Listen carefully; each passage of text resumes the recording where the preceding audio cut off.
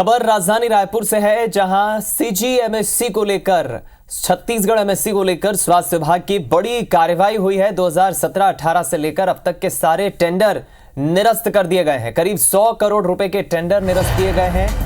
एक बार rate contract कर लगातार खरीदी की जा रही थी और इस मामले में अब रोक लगा दी गई है। दवा को छोड़ सारे सामान की खरीदी टेंडर पर फिलहाल रोक लगा दी गई है, रद्द कर दिया गया है। हम रुक करेंगे इस खबर पर। ज्यादा जानकारी के लिए राजेश राज हमारे संवाददाता जुड़ गए। राजेश, ये बड़ी खबर मिल रही है, स्वास्थ्य मंत्री ने आदेश जारी किए हैं, क्या अपडेट?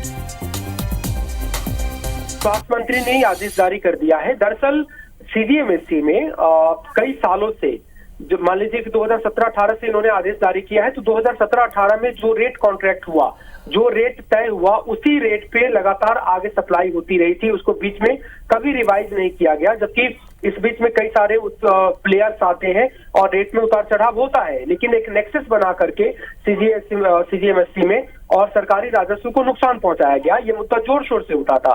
सीएजी की रिपोर्ट में भी इस तरह की धांधली की रिपोर्ट दी गई। उसके बाद विधानसभा में भी ये मुद्दा उठा। खुद सत्ता पक्ष की ओर से विधायक धर्मलाल कौशिक ने अभी मानसून सत्र में ही इस पे जवाब मांगा था, जिसमें स्वास्थ्य मंत्री ने कहा था कि जांच करा करके इसमें कार्रवाई करेंगे, और उसी दिशा में इसमें समीक्षा बैठक ली है स्वास्थ्य मंत्री ने। और उसके बाद 2017-18 से लेकर अब तक जितने भी टेंडर्स हैं दवा को छोड़ करके, क्योंकि दवा चूंकि आवश्यक चीजों में आता है, उसको अगर निरस्त करेंगे तो फिर बहुत दिक्कत हो जाएगी, लेकिन दवा को छोड़ करके जितने भी कंज्यूमेबल्स आइटम है और मशीन है या फिर दूसरे उपकरण है, इन तमाम चीजों के, चाहे रीएजेंट है, इन तमाम चीजों के टेंडर निरस्त कर दिए गए हैं। अब इन तमाम सामानों की खरीदारी जेम्स पोर्टल से कराई जाएगी, जो केंद्र सरकार की ओर से बनाया गया है।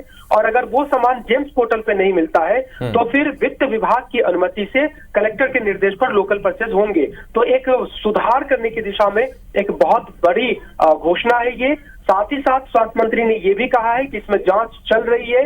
जिन कंपनियों ने धोखाधड़ी करी है या फिर सीजीएमएससी के जिस अधिकारी ने इसमें मिलीभगत दिखाई है, उन सब के खिलाफ कार्रवाई की जाएगी। चलिए, बहुत शुक्रिया राजेश, जानकारी पहुंचाने के लिए, विस्तार पूर्वक इस खबर पर हमारे साथ जुड़ने के लिए।